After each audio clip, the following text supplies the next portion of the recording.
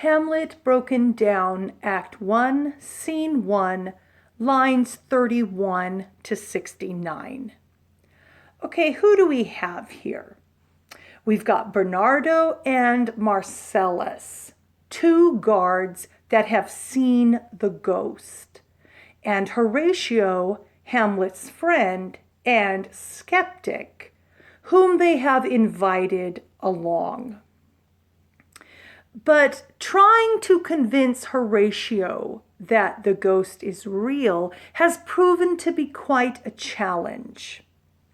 And so we begin with, "Sit down a while and let us once again assail your ears that are so fortified against our story." These words, assail and fortified, are excellent words of medieval imagery. Marcellus and Bernardo have tried to convince Horatio of the ghost, but their words fall on deaf ears. But their words are like blows, and nothing can get through, because his ears are like a fortress wall.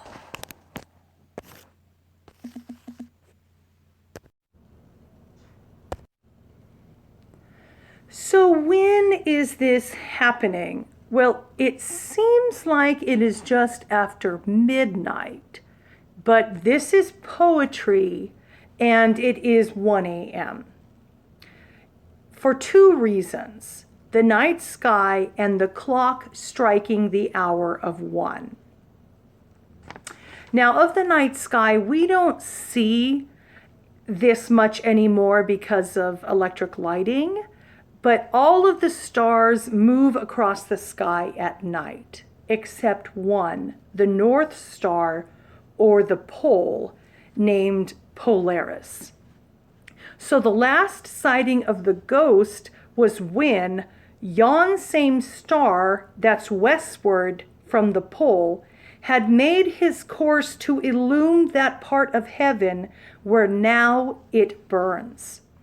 They've noticed that a moving star is now once again in the exact same spot it was the night before when the ghost appeared, and the clock struck 1, or the bell beating 1.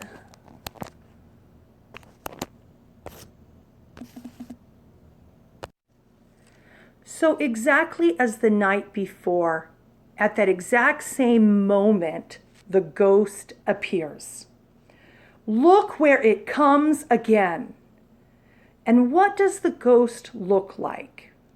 Bernardo speaks in the same figure of the king that's dead, meaning the ghost looks exactly like the king that recently just died. And Bernardo asks Horatio, "Looks a not like the king?" Mark it, Horatio. Mark it meaning look closely at it. And Horatio speaks, "It harrows me with fear and wonder."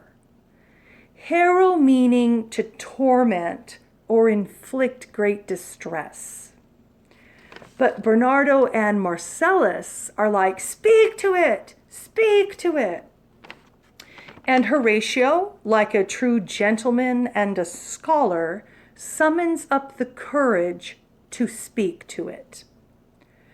"What art thou that usurpest this time of night, together with that fair and warlike form in which the majesty of buried Denmark did sometime march?" Whatever this thing is, it has power. It has usurped, or it has the power or the force to take over the night and the body of the king. Is it the king? This question will plague Hamlet throughout the play. It sure does look and act like the dead king, though. And what does it look like? Well, it is fair and warlike. The king apparently was very impressive. Hamlet, in the next scene, describes the dead king as Hyperion, who was a superhuman or titan in Greek mythology.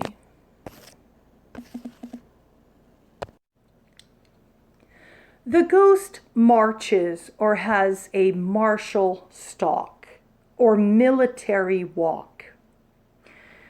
And the ghost wore armor, the same armor that the king fought with in battles against Norway and the Polacks.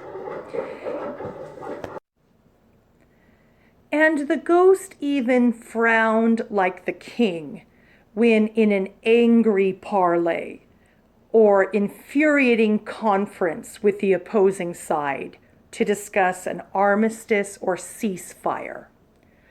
So the ghost frowned, and as Marcellus described, got offended.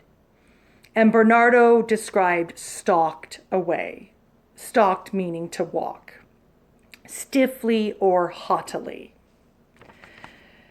And why? Why does the ghost look upset and walk away? Well, maybe it is because Hamlet is not there, or as we will find out, the ghost is in purgatory, and the ghost doesn't like to hear the word heaven. So even though Horatio charged it to speak, the ghost goes away.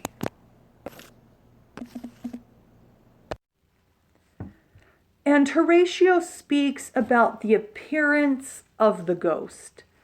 In what particular thought to work, I know not. But in the gross and scope of my opinion, this bodes some strange eruption to our state. Horatio is a scholar.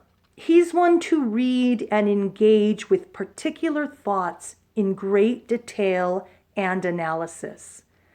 And here he cannot offer this in-depth explanation.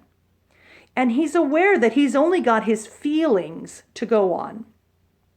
He's a scholar. He does not, like most uneducated people, just speak the gross and scope of their opinion.